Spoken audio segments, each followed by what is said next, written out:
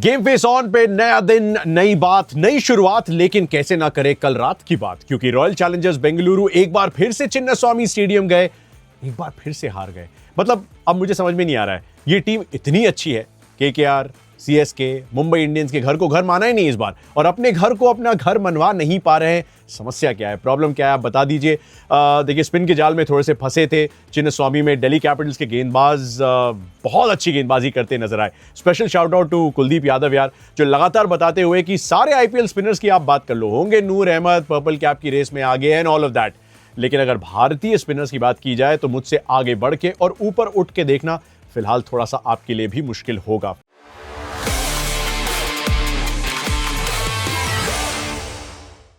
अक्षर पटेल की कैप्टेंसी को भी double thumbs up. As a bowler थोड़े से महंगे भी साबित हुए हैं और अभी तक एक विकेट भी नहीं चटकाया है, लेकिन जिस तरीके से अपने गेंदबाजों का प्रयोग उन्होंने किया है, सल्यूट यार बापू, वेल डन। तो Shreyas Iyer very impressive as a captain. Rajat Patidar, चलो कोई बात नहीं, मैच नहीं जीते अपने घर पे, लेकिन 2 player of the match awards, वो भी चेन्नई में, वो भी मुंबई में, तो रजत पाटीदार ने भी अच्छी कप्तानी की है। उसके अलावा ऋषभ पंत ने थोड़ा सा कंपोजर दिखाया था जब कोलकाता नाइट राइडर्स को लखनऊ सुपर जायंट्स ने ईडन गार्डन्स में हराया था।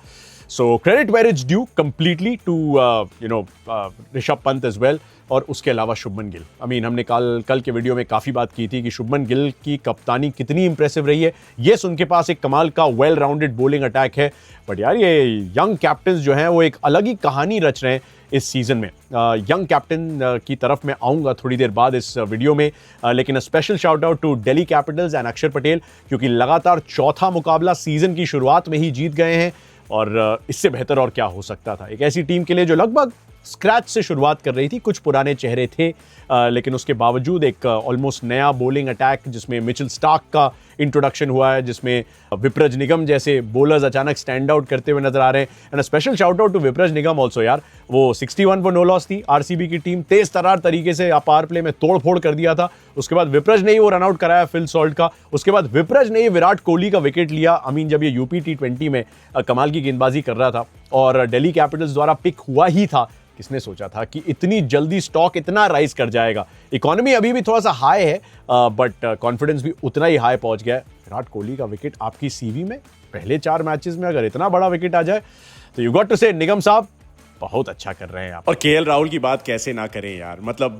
बेंगलुरु जो कि उनका घर रहा है, बेंगलुरु की टीम जो कि उनकी पहली फ्रैंचाइज थी टाटा आईपीएल में, उनके खिलाफ आते हैं, अपने पुराने घर पे वापस आते हैं और थोड़ा सा जताना भी तो चाहते हैं कि ये मैदान मेरा है, ये गढ़ मेरा है, यहीं पे मैंने क्रिकेट के पहले कदम लेना सीखा था और यहीं पे मैंने मैच जिताने भी सीखे हैं। और वही करते हैं केएल राहुल। उस पारी में संघर्ष भी था, इस पारी में संकल्प भी था, इस पारी में सब कुछ झोंक दिया उन्होंने बताने के लिए कि ये मैदान मेरा है, मैं यहीं का हूं और मैं यहीं पे अपनी एक और कहानी लिखने के लिए पूरी तरीके से तैयार आया हूं। Player of the match RCB के खिलाफ हमेशा थोड़ी सी स्पेशल फीलिंग होती है। एक कमाल लाजवाब पारी केएल राहुल के बल्ले से आती हुई, एक बहुत बड़ा कारण कि दिल्ली को मिल चुकी है लगातार चौथी जीत। आप भी बताइएगा कि पिछली कौन सी टीम थी जिसने 4 से ज्यादा मैचेस लगातार सीजन की शुरुआत में जीते थे। ओके, चलते हैं आज के मुकाबले की तरफ, जहां पे देखेंगे आपको यंग कैप्टन,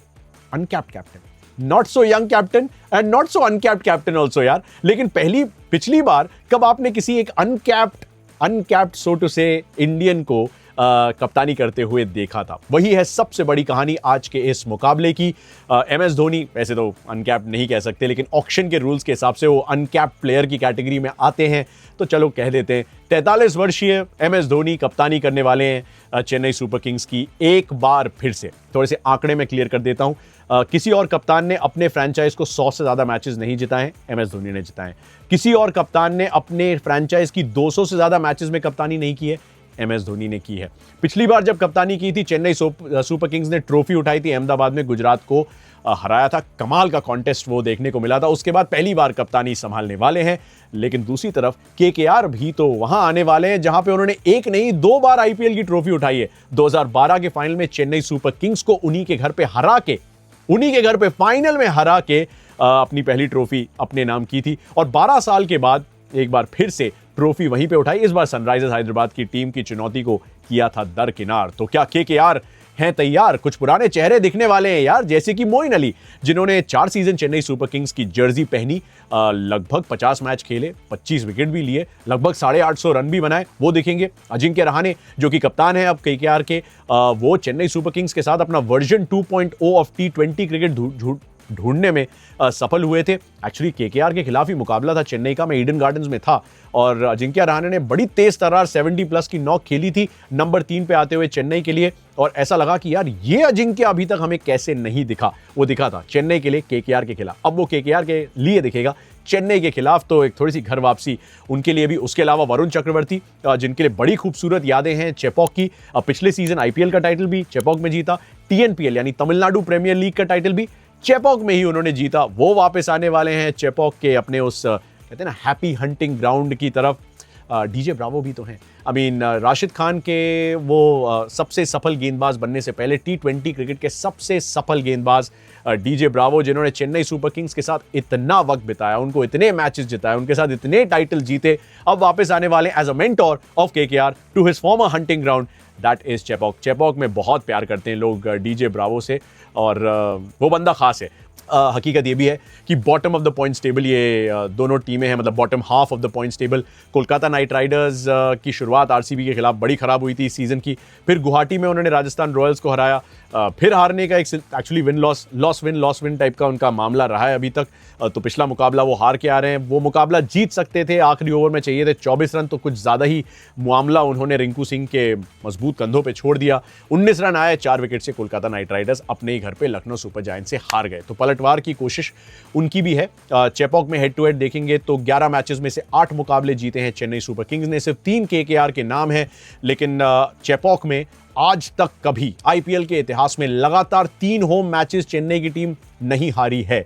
ये तो हमने आरसीबी के मैच से पहले भी कहा था, 17 साल से नहीं हारी है। ये तो हमने दिल्ली कैपिटल्स के मैच से भी कहा था कि यहां पे चेन्नई उनसे 2010 के बाद नहीं हारी है। बहुत सारी चीजों में तख्ता पलट होते हुए नजर आया है, और इसीलिए ऋतुराज की गैर मौजूदगी इस पूरे सीजन के लिए एक बहुत बड़ा तकलीफ का सबब बनने वाली है। ये पहली बार नहीं है कि सीजन के बीच में एमएस धोनी को कप्तानी संभालनी पड़ी है। रविंद्र जडेजा को जब फुल टाइम कैप्टन बनाया गया था, तो सीजन के अंत होने से पहले एमएस धोनी ने कप्तानी वापस संभाल ली थी, तब कोई इंजरी का प्रभाव नहीं था। It was just a tactical move कि जडेजा थोड़ा सा प्रेशर में है, उनका बेस्ट एज अ क्रिकेटर नहीं निकाल पा रही है चेन्नई की टीम, तो धोनी कप्तानी कर लें, जडेजा का वो best version, best fielder, best batter, best bowler वाला वर्जन नजर आ जाए, और उसकी आज जरूरत पड़ेगी। तो चलते हैं, थोड़ा सा कहानियां समझने की कोशिश करते हैं।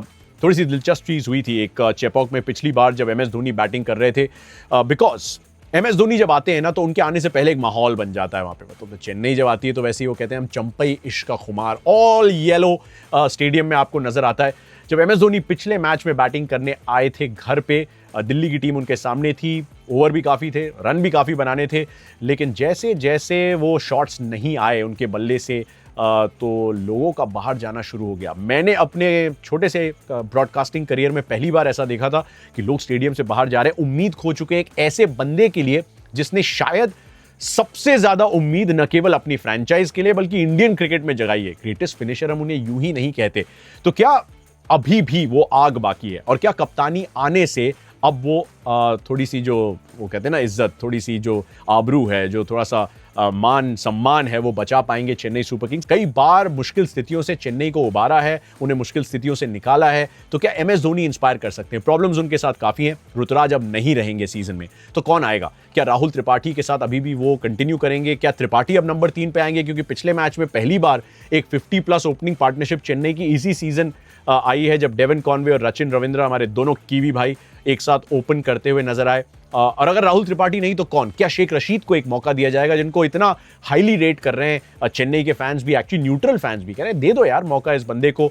या फिर आंद्रे सिद्धार्थ, जिनके बारे में बहुत चर्चा हुई थी इस सीजन से पहले? आप मुझे कमेंट सेक्शन में बताइएगा कि क्या ऋतुराज की जगह आप त्रिपाठी साहब को देखना चाहेंगे? यू नेवर नो भैया, बहुत बहुत बड़े बड़े लोगों ने अपने करियर का ट्रांसफॉर्मेशन होते देखा है जब थला कप्तानी संभालते हैं, चाहे अजिंक्य रहाणे का वो 2.0 वर्जन हो या फिर शिवम दुबे हो, जो ऐसे 6 हिटर बने कि T20 वर्ल्ड कप की टीम में पहुंच गए और फिर T20 वर्ल्ड कप जीत भी गए भारत के साथ। यू नेवर नो, त्रिपाठी का एक सेकंड गियर आपको देखने को मिल सकता है, एक वर्जन 2.0, बट मैं फिर भी चाहूंगा कि थोड़ा इंडियन बैटर्स, थोड़े से यंग इंडियन बैटर्स में निवेश करें, जो चेन्नई अक्सर नहीं करती है। वो ट्राइड टेस्टेड प्रूवन परफॉर्मर्स को अपने खेमे में शामिल करते हैं, जिनके पास थोड़ा सा एक्सपीरियंस है डिफिकल्ट सिचुएशंस में खेलने का, और उन पे निर्भर होके वो कोशिश करते हैं कि यार ये नैया पार लगा दें।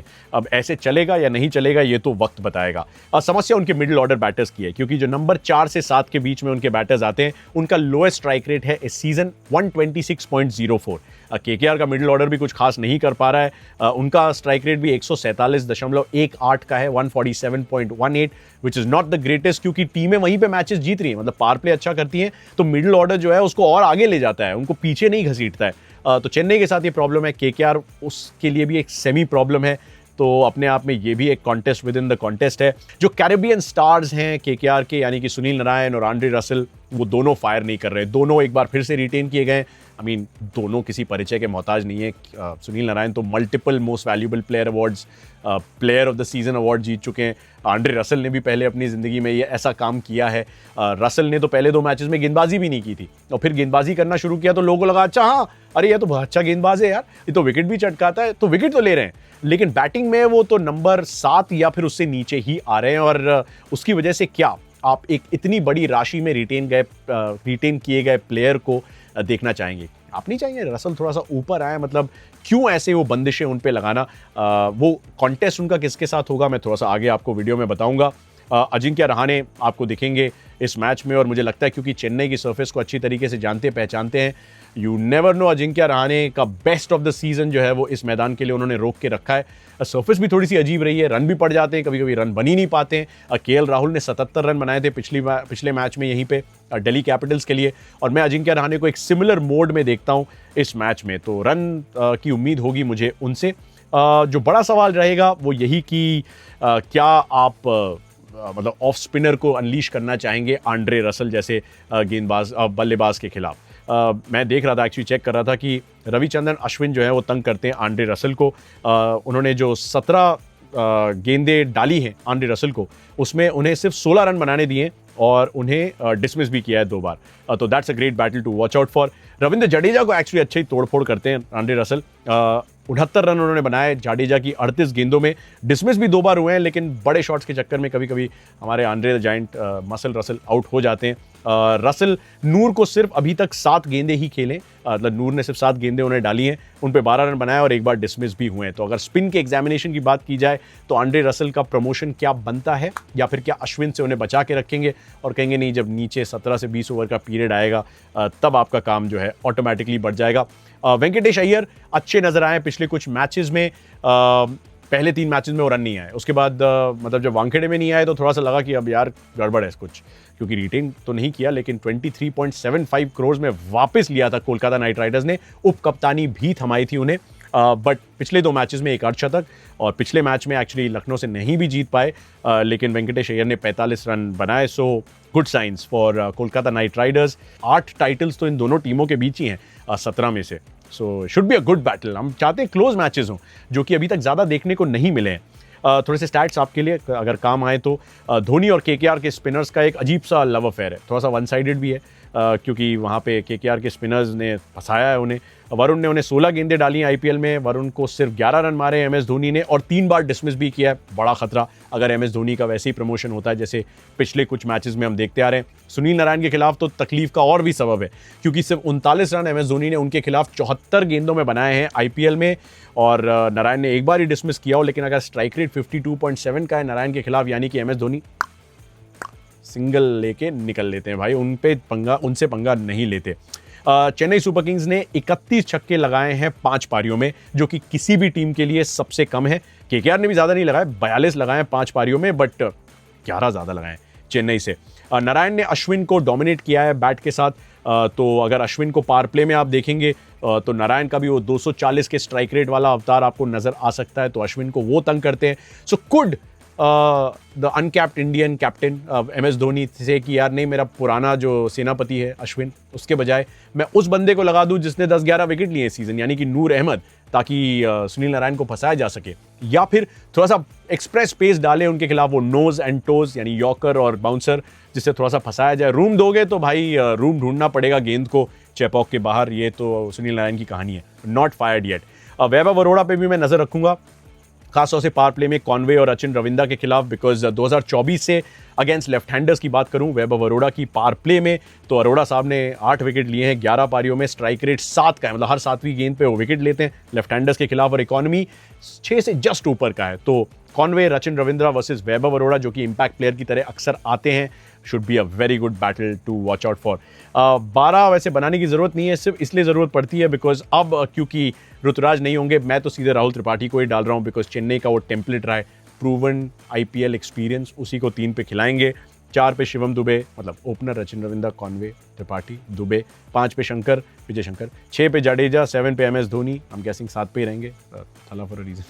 8 पे आर अश्विन, 9 पे नूर अहमद, 10 पे मुकेश चौधरी, खलील और पथिराना के रूप में वो ऑप्शन स्पेस के। खलील ने अच्छी गेंदबाजी की है, specially in power play and wicket भी लिए हैं, मतलब नूर और खलील पर्पल कैप की रेस में है, चेन्नई सुपर किंग्स प्लेऑफ्स की रेस में भी नहीं फिलहाल, लेकिन बहुत जल्दी चीज़ें बदलती हैं इस सीजन में, तो नज़र रखनी पड़ेगी इन सब पे। क्विंटन डिकॉक ओपन करेंगे सुनील नारायण के साथ। डिकॉक के पास एक और मौका, सिर्फ एक ही अच्छी पारी आई है, वो गुवाहाटी में आरआर के खिलाफ 97 की, उसके बाद कुछ भी नहीं। 3 पे Ajinkya Rahane, farmer super king. 4 पे वेंकटेश अय्यर, पिछली बार तो अर्शतक भी लगाया था चेपॉक में, जो फाइनल खेला था वेंकटेश अय्यर ने, आई थिंक विनिंग रन भी उन्हीं का आया था, तो वेंकटेश के लिए भी खूबसूरत यादें हैं चेपॉक की, रन भी बना रहे हैं। 5 पे अंकुश रघुवंशी, 6 पे रिंकू, 7 पे रसल, 8 पे रमनदीप, मतलब आरआरआर। 9 पे मैं मोइन अली को देखना चाहूंगा, जिसने चेपॉक पे इतनी गेंदबाजी की है, 2021 और 2023 के सीजन भी जीते थे, 23 वाला स्पेशली क्योंकि उसमें घर पे भी मैचेस खेले थे, तो I like to see Moeen Ali instead of Spencer Johnson. 10 पे हर्षित राणा, 11 पे वैभव अरोड़ा, 12 पे वरुण चक्रवर्ती। तो ये थी हमारी टीम। एमएस धोनी को एज अ कैप्टन देखने के लिए आप कितने एक्साइटेड हैं, मुझे कमेंट सेक्शन में बताइएगा। क्या एमएस धोनी इस टीम की किस्मत को बदल सकते हैं? क्या अपनी जादूगरी का एक जादू और वो दिखा सकते हैं? क्या एक उन्होंने ताश का पत्ता, वो एस जो है वो अभी भी रखा है अपनी जेब में, कि कप्तानी अगर फिर से सौंपी जाएगी तो चेन्नई सुपर किंग्स की गाड़ी ऑटोमेटिकली पटरी पे रहने के अलावा रफ्तार भी पकड़ती नजर आएगी? मजा आया तो मुझे कमेंट्स में बताइएगा। और सबसे ज्यादा रन किसके, सबसे ज्यादा विकेट किसके, और जीत कौन रहा है, 5 बार के चैंपियन या 3 बार के चैंपियन, बताइएगा जरूर।